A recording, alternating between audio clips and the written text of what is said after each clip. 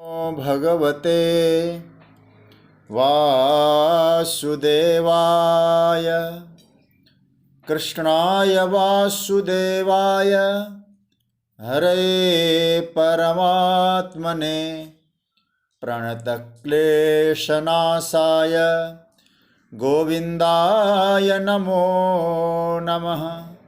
नमः परमहंसास्वादितचरणकमलचिन्मकरन्दाय भक्तजनमानसनिवासाय श्रीरामचन्द्राय वागीशायस्य वदने लक्ष्मीर्यस्य च वक्ष्यसि यस्यास्ते हृदये संवित् तं नृसिंहमहं भजे। गुरुर्ब्रह्मा गुरुर्विष्णुर् गुरुर्देवो महेश्वरः गुरुः साक्षात् परब्रह्म तस्मै श्री गुरवे नमः। भगवत चरण कमलानुरागी सभी आत्मीय प्रिय प्रभु प्रेमीजन, गाजियाबाद से मेरे पितृतुल्य पूज्य पांडे जी, स्वाध्याय परिवार से जुड़े हुए सभी आदरणीय महानुभाव स्नेहीजन और विज्ञान के माध्यम से भगवत चिंतन की मंगलमयी यात्रा में शामिल हुए सभी स्नेहजनों को मैं वंदन करता हूँ, प्रणाम करता हूँ। राधे राधे, जय सिया राम, जय श्री कृष्ण।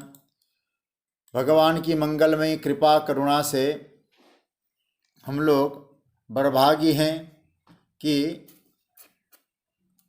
श्रीमद् भगवत गीता के चिंतन की मंगलमयी यात्रा में हम सभी लोग बैठे हैं। हम लोग श्रीमद् भगवत गीता के 14वें अध्याय के मंगलमय प्रसंग गुणातीतों के लक्षणों पर चिंतन कर रहे थे।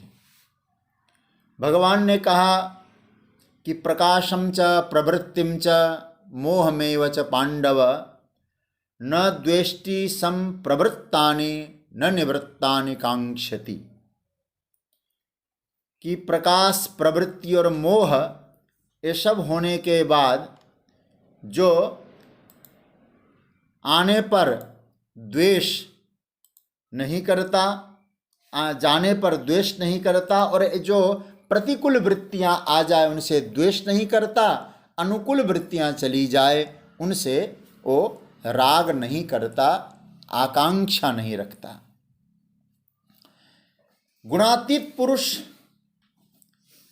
प्रतिकूलों के आने पर द्वेष नहीं करता और अनुकूलों के चले जाने पर राग नहीं रखता, आसक्त नहीं होता। और यदि हम इस विषय को यहाँ एकदम भी बिना लांग लपेट के सरल रूप से कहना चाहें तो आप लोग थोड़ा सा चिंतन करना, अपने जीवन में, अपने तन में, अपने मन में पक्षपात कराने वाला कौन है?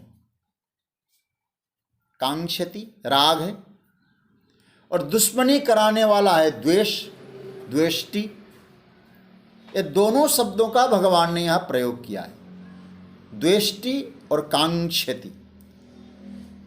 और गुणातीत क्या समझता है? ये आ गए और चले गए, उनके लिए वो कभी बेचैन नहीं होता। अच्छा, हम लोग थोड़ा सा चिंतन करें।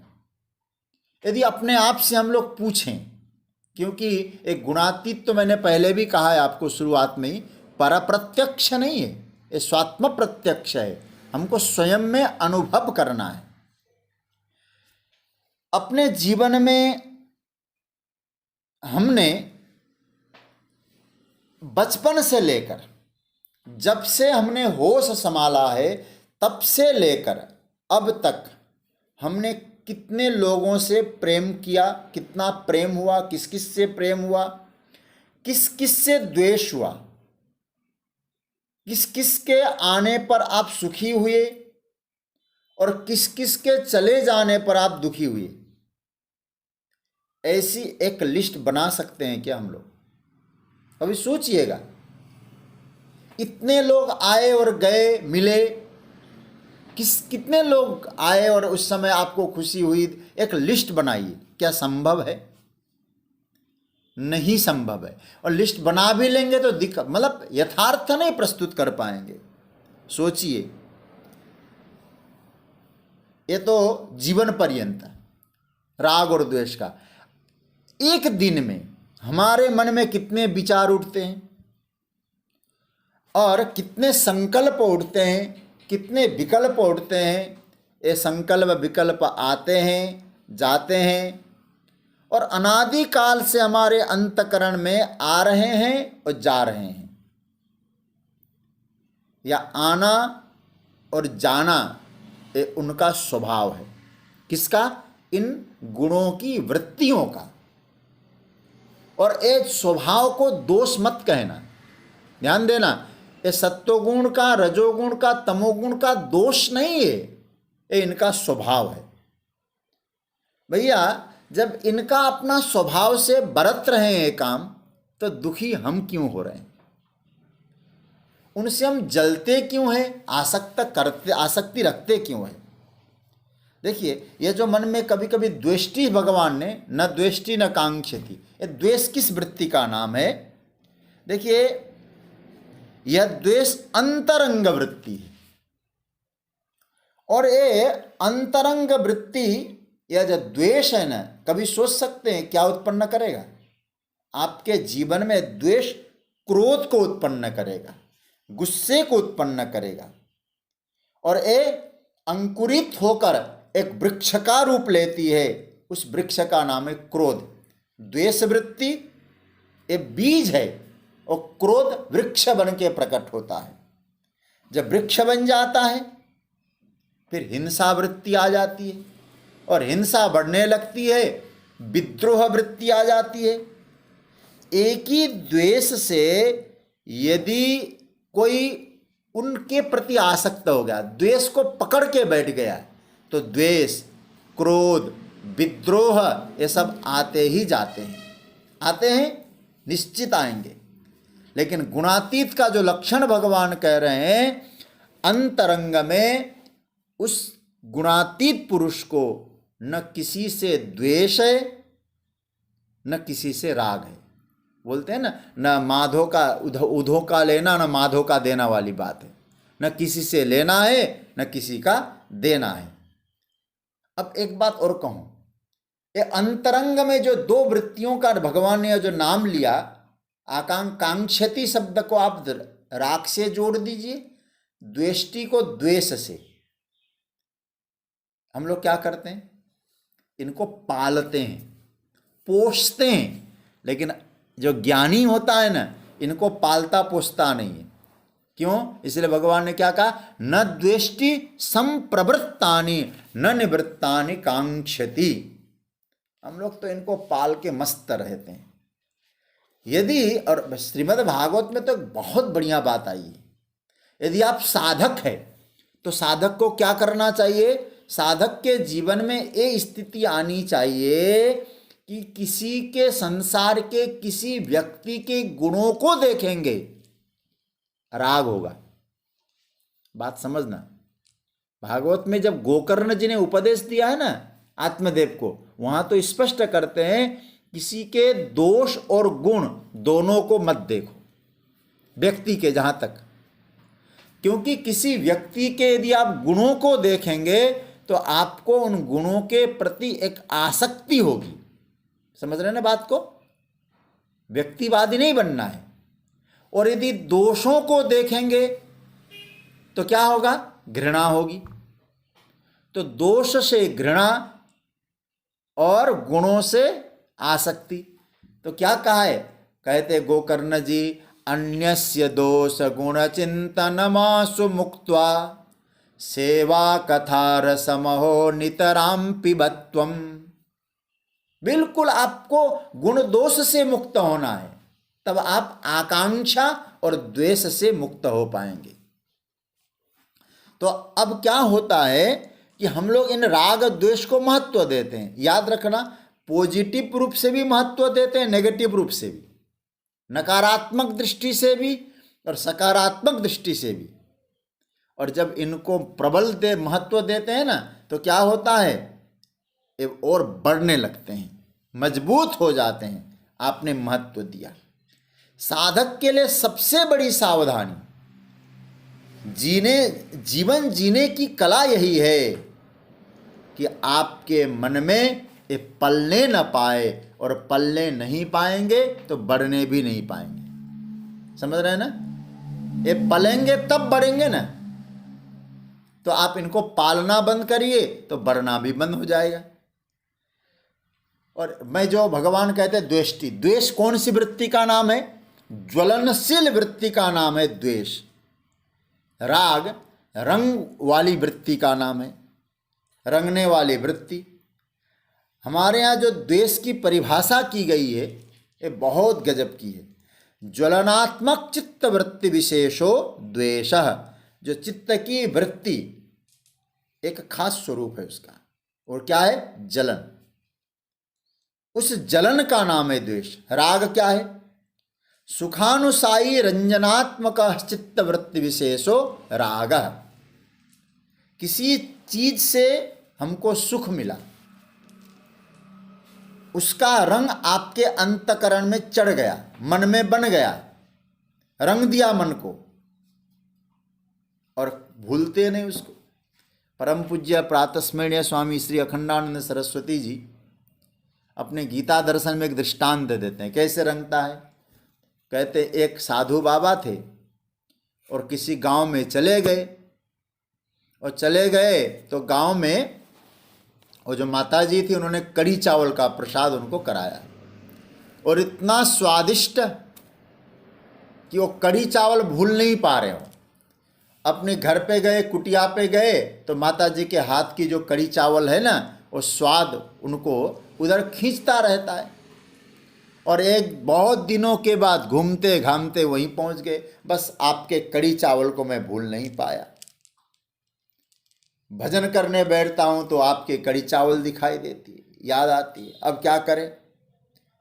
1 साल बाद जब वो गए तो महाराज, अब वो शंकराचार्य जी भगवान की भाषा याद आ रही है। अंगम गलितम फलितम मुंडम दसन विहीनम जातम तुंडम वृद्धो याति गृहीत्वा दंडम तदपि न मुंचति आशा पिंडम। महाराज बुढ़ापे में डंडे के सहारे से चलना होता है, फिर भी आशा छूटती नहीं है, बंद जाती है। तो कहते हैं कि जब वो खाने लगे तो इतना खाए तो कई आ गई।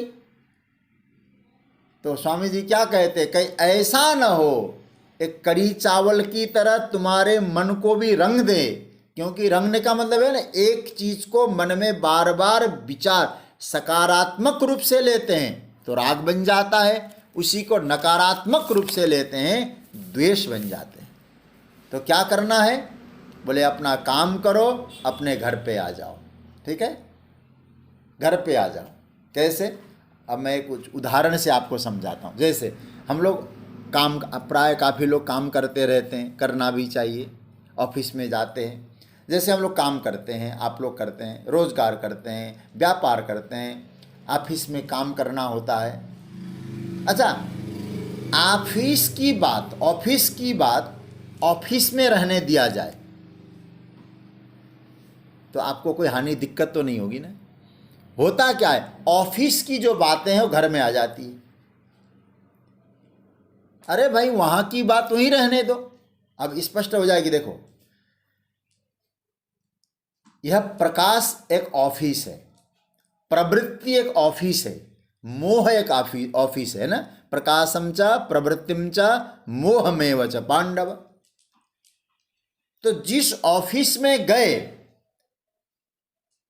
वहां सब कुछ देखा, आदि अंत देखा, आपने काम किया, वहां से छोड़कर चले गए, कितना करना है समझ लिया।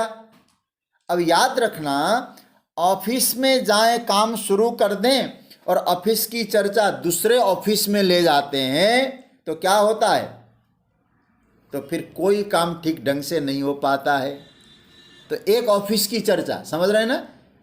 तो प्रवृत्ति अर्थात रजोगुण के ऑफिस की चर्चा तमोगुण के ऑफिस में मत ले जाओ। उनके गुणों की स्थिति उनमें रहने दो। अरे भाई एक साधारण व्यवहारिक बात कह दूं, किसी माँ बाप के 3 पुत्र हों, अब उनका नाम आप चाहे कुछ दो, मैं तो गुणों की चर्चा कर रहा हूँ, इसलिए एक पुत्र है सत्व, एक है रज, एक है तम। इसको कहिए प्रकाश, प्रवृत्ति और मोह। अच्छा, कोई माता पिता एक बेटे की चर्चा दूसरे बेटे के घर में जाकर करने लगे, अच्छा चर्चा ही छोड़ दो, दूसरे बेटे के घर में जाके पहले वालों की बड़ाई ही कर दे, प्रशंसा कर दे, शायद उसको सहन नहीं होगा फिर। क्यों? आपने जो स्थिति जहां थी वहीं छोड़ा नहीं, तो घर में कलह होगा और परिणाम शायद माता पिता सबसे गए फिर, हैं? तो कहने का मतलब क्या है, जहां चर्चा हुई बात खत्म। तो प्रवृत्ति आई, मोह आया, प्रकाश आया, आया और गया।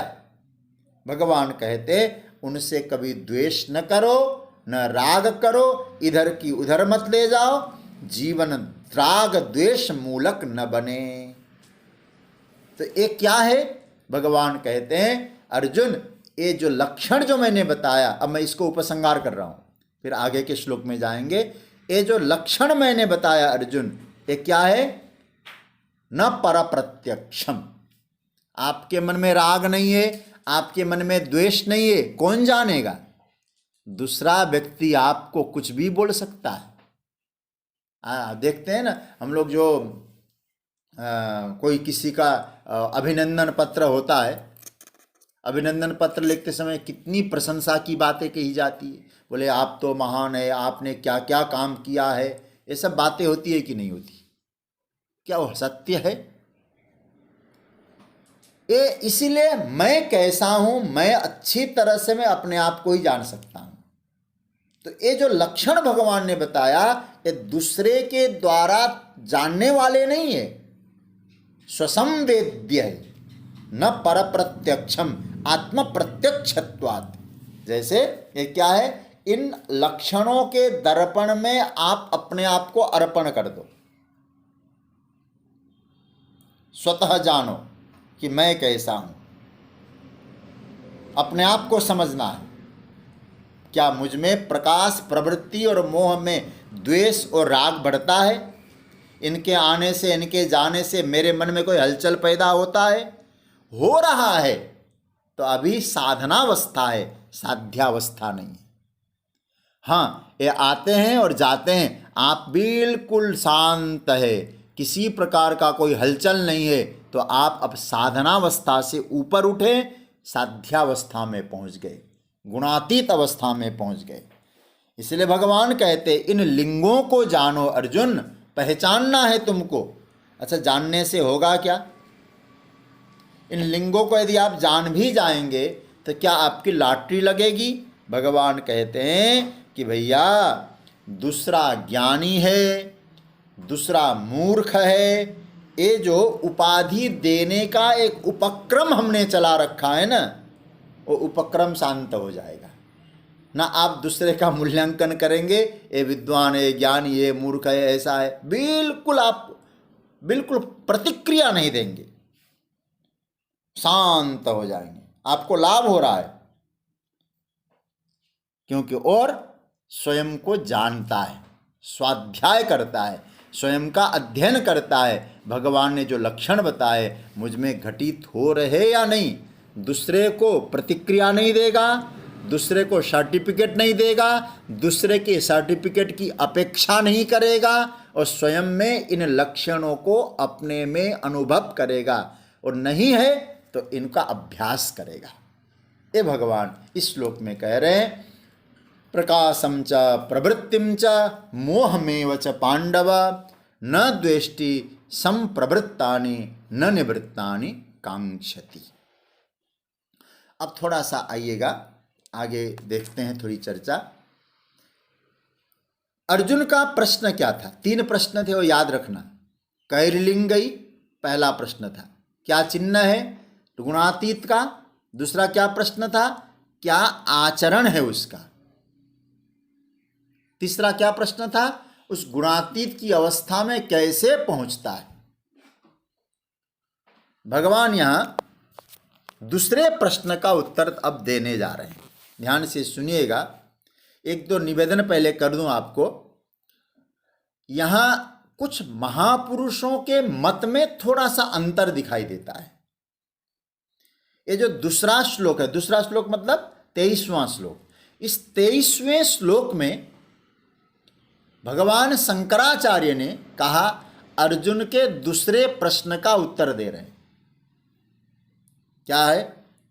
भगवान शंकराचार्य लिखते हैं इसकी चर्चा करते समय भाष्य में, अथ इदानीं गुणातीतः किमाचार इति प्रश्नस्य प्रतिवचनम आह।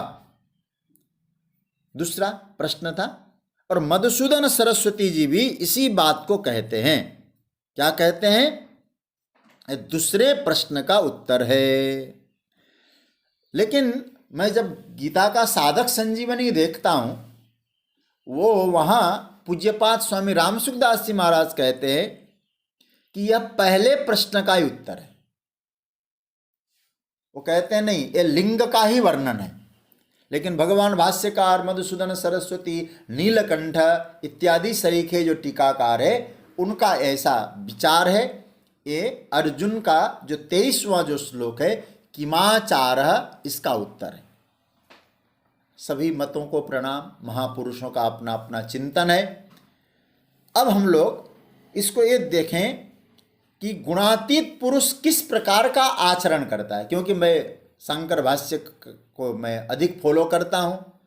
ऐसे पूज्य स्वामी राम सुखदास जी महाराज के इस साधक संजीवनी पर भी मेरी बड़ी श्रद्धा है। तो अभी कुछ शांकर सिद्धांत के अनुसार भी हम लोग चल रहे हैं, तो उनके आधार पर थोड़ा चिंतन करें। गुणातीत पुरुष का आचरण क्या है? इस प्रश्न का उत्तर क्या कहते हैं? देखिए, मधुसूदन सरस्वती जी ने कहा द्वितीय प्रश्न से प्रतिवचनमा। ये भी दूसरे प्रश्न की बात करते हैं। अब दूसरा क्या है? किमाचारः। तो आइए आचार को देखते हैं। 23वां श्लोक पहले पाठ करें। उदासीनवदासीनो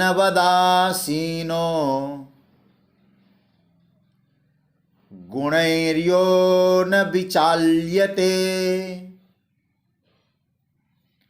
गुणा वर्तन्त इत्येव योऽवतिष्ठति नेङ्गते। बहुत प्यारा मंत्र है। इसका अन्वय क्या होगा? यह उदासीनवत् आसीनः गुणै न विचाल्यते गुणा वर्तन्त इति एव यह अवतिष्ठति न इंगते। मैं रिपीट कर रहा हूं। यह उदासीनवद आसीन गुणै न विचाल्यते गुणा वर्तन्त इति एव यह अवतिष्ठति न इंगते। देखिए, यह मतलब जो, उदासीनवत, उदासीन की तरह। अभी हम सुनेंगे, चिंतन करेंगे उदासीन किसको कहा है। उदासीन की तरह आसीन, बैठा है। गुणै न विचाल्यते, जो गुणों के द्वारा विचलित नहीं होता अथवा गुणों के द्वारा विचलित नहीं किया जा सकता। गुणावर्तन्त इति एव, गुण ही गुण में बरत रहे हैं, इस भाव से। यह अवतिष्ठति, जो अपने में स्थित रहता है, न इंगते, अपने स्वरूप से कभी डिगता नहीं है, कभी हिलता नहीं है, वो गुणातीत है। उसका इस प्रकार का आचरण है। भगवान भाष्यकार कहते हैं किमाचार इति व्याख्या प्रतिवचनम आह। प्रतिवचनम का अर्थ क्या हुआ? प्रति उत्तरम। अर्जुन ने प्रश्न किया, भगवान उत्तर दे रहे हैं। वचन अर्जुन का है और उत्तर प्रतिवचनम भगवान का है। उदासीनवत आसीन। अब देखो भाई, जो गुणातीत का एक नया नाम दिया है यहाँ, ज्ञानी का नाम क्या दिया? उदासीन। कौन है वह? बोले उदासीन भी बात की बात कहूं, आसीन। उदासीनवत आसीन, ये पढ़ते समय थोड़ा ध्यान देना इन शब्दों को। आसीन, आसीन शब्द का अर्थ क्या होता है? बैठा हुआ है।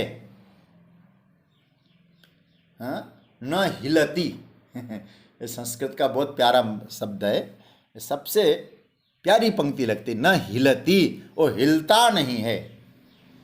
आसीन एवं ज्ञानी स गुणातीत, जो आसीन है, बैठा है, वो ज्ञानी है, वो गुणातीत है। वो बैठा है, किस आसन से बैठा है? मयूर आसन से बैठा है कि सुखासन से बैठा है? ध्यान देना, कौन से स्वस्तिकासन से बैठा है, भुजंग आसन से बैठा है, और कौन से आसन से बैठा है? कहते हैं भैया आसीन तो है, पर कैसे है? उदासीनवत, ये ध्यान देना, उदासीनवत आसीन, और बैठा तो है, लेकिन किस आसन से? बोले उदासीन। ध्यान देना, इसे एक मत कर लेना, मूल शब्द को पकड़ना। आसीन, कैसा आसीन? उदासीनवत। कथम आसीन? उदासीनवत आसीन। उदासीन यहां उदाहरण है। उदासीन का तात्पर्य क्या बना? देखिए, उदासीन शब्द को समझना, एक चीज मुझे अनुकूल लगती है और एक चीज मुझे प्रतिकूल लगती है, यह मेरी प्रतिक्रिया है। ठीक है? एक चीज मुझे बहुत अनुकूल लग रही है और एक चीज मुझे बहुत प्रतिकूल लग रही है, ये मेरी अपनी प्रतिक्रिया है। तो प्रतिक्रिया क्या हो गया?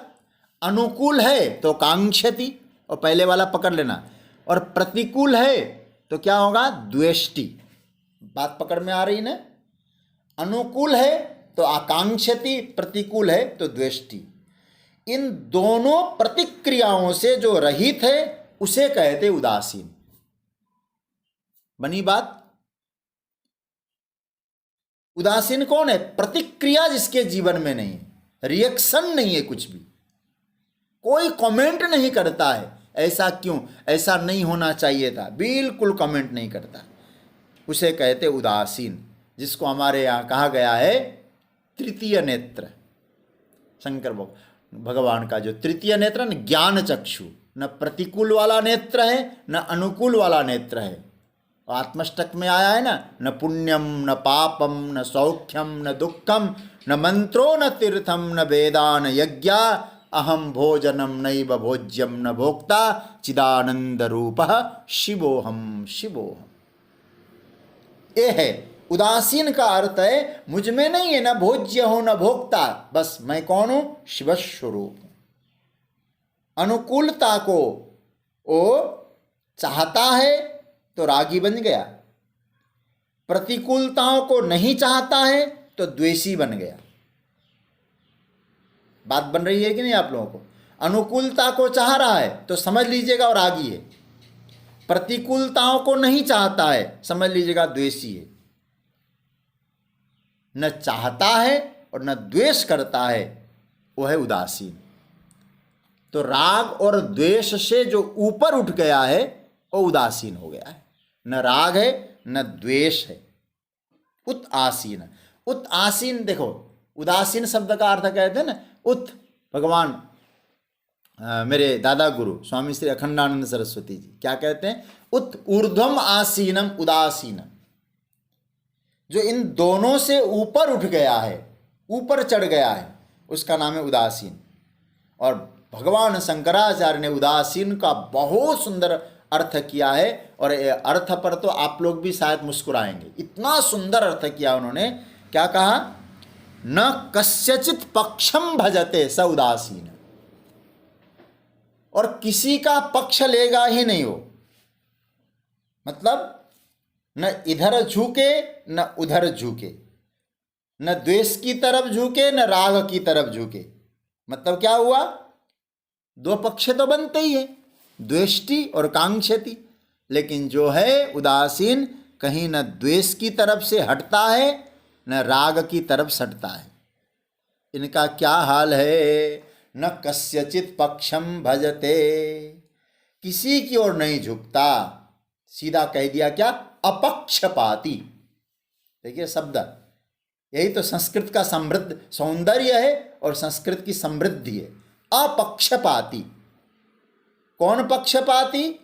यह कस्यचित पक्षम भजते स पक्षपाती, स कस्यचित पक्षम न भजते स अपक्षपाती। उदासीन, उदासीनवत्। जैसे कभी आपने अनुभव किया होगा, ऐसे अनुभव करना चाहिए। गंगा जी के तट पे आप पहुँचे, कुछ टीला हो, ऊपर पहाड़ हो अथवा तट हो, समझ लो कुछ ऊंचाई पर हो, आप वहाँ बैठे हैं, देख रहे हैं। देखते हुए गंगा जी जा रही है, कोई उसमें आरती कर रहा है, कोई महाराज मुर्दा बहते हुए जा रहा है, कोई स्नान कर रहा है, कोई फूल चढ़ा रहा है, कोई दीप दान कर रहा है। अब सब विचार करिए, उस परिस्थिति में क्या हमारा एक अंग गीला होता है? हमारे कपड़े गीले होते हैं? हमारा कुछ बहता है? हम क्या करते हैं? बस देखते रहते हैं, बस देख रहे हैं बस। यह भी एक अभ्यास बनता है। उदासीन का मतलब उसका कुछ नहीं, बस देख रहा है, उन देखकर आनंद ले रहा है। भैया हमारा न मुर्दे से कोई द्वेष है, न उससे क्या कहते हैं कि दीप जलाने वालों से कोई राग है। इसलिए तो गजगामिनी भगवान संग राम करीबर गामिनी सबरी माता को उपदेश देते समय क्या कहते हैं? जाने वो कहो करीबर गामिनी, हे भामिनी तुम हाथी के चाल से चलती हो। अब यदि कोई व्यक्ति सौंदर्य की दृष्टि से देखे सबरी माता को, भगवान राम क्या कहते? तुम हाथी के चाल से चलने वाली। ये बहुत सुंदर सूत्र है। ये उदासीन है। हाथी के चाल से चलने वाली ये उदासीन है। क्यों? आपने देखा होगा, पहले पहले गांव में भी आप लोगों ने देखा होगा और सुना होगा कि हाथी जब गांव से गुजरता है ना, कुछ लोग जो है वो हाथी, गणेश भगवान आ गए, चलो आरती करते हैं, उनकी आरती करते हैं, आरती उतारते हैं। और उन आरती उतारते समय हाथी रुकता नहीं है और कुत्ते भी भौंकते हैं, कुत्ते को दौड़ाता रही है। तो न द्वेष्टि न कांक्षति। ये सारी महिलाएं, पुरुष लोग हमारी आरती उतारें, अपेक्षा नहीं है। कुत्ते न भौंकें, ये उससे कोई द्वेष नहीं है। उसका नाम है उदासीन। उत ऊर्ध्वम आसीन, ऊपर बैठा हुआ है। कभी इसका अभ्यास करिएगा। भगवान संग जो है राम भी कहते सबरी को, तुम हाथी की चाल वाली हो, क्योंकि न तुमको राग है न द्वेष है, तब मेरी भक्ति तुम में टिक पाएगी। इसलिए मैं नवदा भक्ति का उपदेश करता हूं। भक्ति में भी यह शक्ति है उदासीनता की।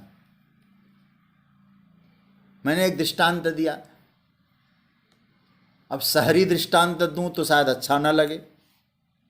शहरी दृष्टांत क्या है? ये तो मैंने गंगा जी का दिया। दृष्टांत का भी प्रभाव पड़ता है ना मन में, कभी कभी किस प्रकार का दृष्टांत दिया जाता है। आप बैठे हैं बालकनी में, फ्लैट में, और उस बालकनी से आप देख रहे हैं नीचे मोटरसाइकिल चल रही है, कारें चल रही है, हैं? और क्या होगा? धुआं उड़ा रहा है और दृष्टांत का प्रभाव पड़ता है कभी। तो अब देखो, गंगा जी का सरकना और प्रदूषणमय वातावरण में गाड़ियों का सरकना, धुआं छोड़ती हुई गाड़ियां, तो इसका मतलब ये दृष्टांत भी इसलिए मैंने गंगा जी का दिया। हमारे सुशील भैया कहते हैं ऐसा दृष्टांत होना चाहिए, लोग समझ लें। बेंगलोर में ऊपर बैठे हो सुशील भैया आप, और नीचे आप देख रहे हो इस प्रकार की, तो आप कोई गाड़ी धुआं छोड़ रहा हो, कोई गाड़ी चल रही हो, क्या उससे है? ये उदासीन इसका लक्षण है, इसका नाम है। तो कहने का मतलब ये हुआ, वो उदासीन है, कोई उसको फर्क नहीं पड़ता। उदासीनवत आसीन गुणैर्यो न विचाल्यते। अब वहां बैठा है तो गुण उसको विचलित नहीं करते। यहां गंगा स्थानी कौन है? गंगा स्थानी गुण है, गुणों की वृत्तियां हैं। और गुणों की वृत्तियां क्या है? प्रकाश उपजायते, प्रवृत्ति, मोह, ये सब है। क्या हो रहा है? बोले सुख सत्वम सुखे संजयति, सुख मिला, सत्वगुण आ गया। रजः कर्मणि, कर्म में लग गए, रजोगुण आ गया। नींद आ गई, सो गए। ये सब गुण आपस में परेड कर रहे हैं। स्वामी चिन्मयानंद सरस्वती चिन्मय मिशन के, वो क्या कहते हैं? एक गुणों का परेड है। गुणों का परेड जानते हैं ना? वो बहुत बढ़िया उदाहरण देते हैं। तुम तो राष्ट्रपति हो, राष्ट्रपति हो, बस ऊपर बैठ के सल्यूट करो सबको। राष्ट्रपति ऊपर बैठ के सल्यूट कर रहा है भाई। एक गुणों का परेड चल रहा है। क्या क्या परेड है? बोले अलग अलग रेजिमेंट है।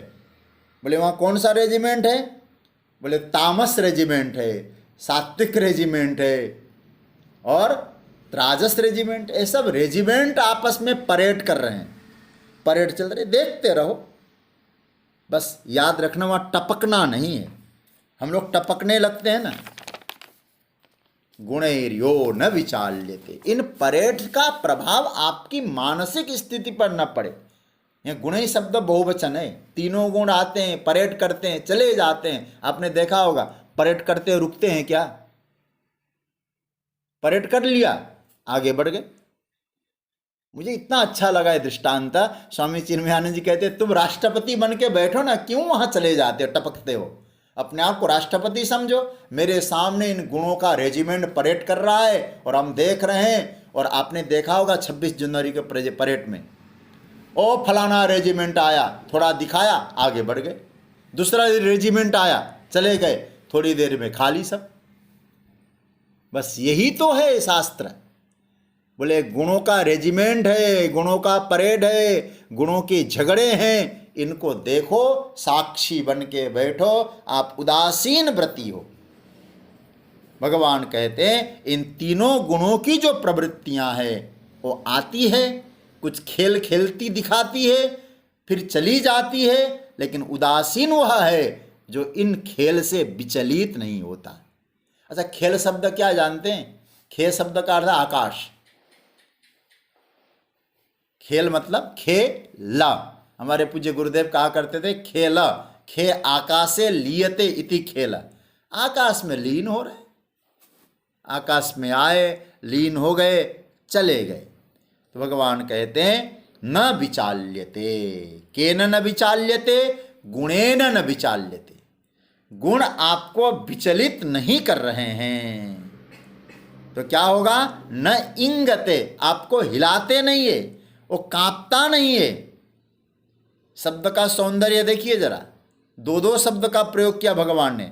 आसीन, फिर कहते अवतिष्ठति, अवतिष्ठते। क्या कहते हैं देखिए, बहुत सुंदर शब्द का प्रभु ने प्रयोग किया है। आसीन भी कहा और दूसरा क्या कहा? अवतिष्ठति। ऐसे देखा जाए तो एक ही अर्थ निकल सकता है, लेकिन दो दो शब्दों का प्रयोग करके क्या कहा?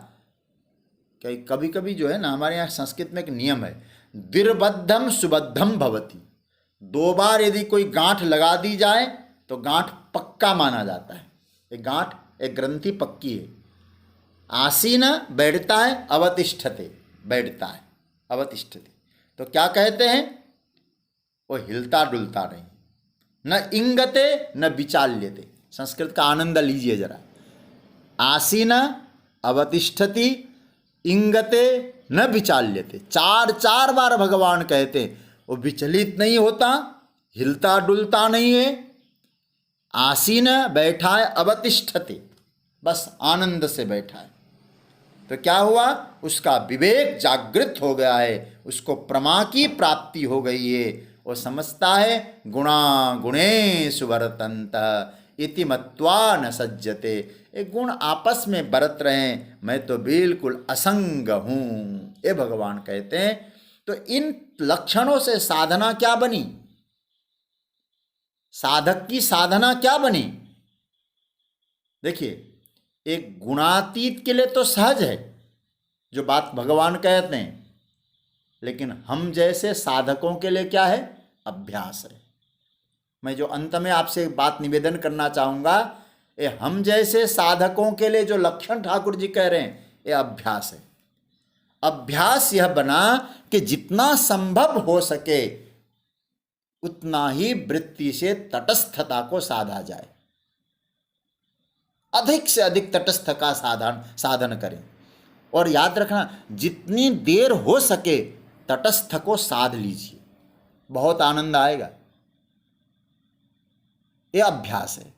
तो भगवान कहते हैं आप उदासीन रह रहे हो, अभ्यास करो कि वृत्तियों का आपस में आना जाना, वहाँ आप बिल्कुल ऊपर बैठे हैं, खेल को देखो, आप हिलो डुलो नहीं, क्योंकि आप वहाँ है ही नहीं, आप तो अपने में हैं।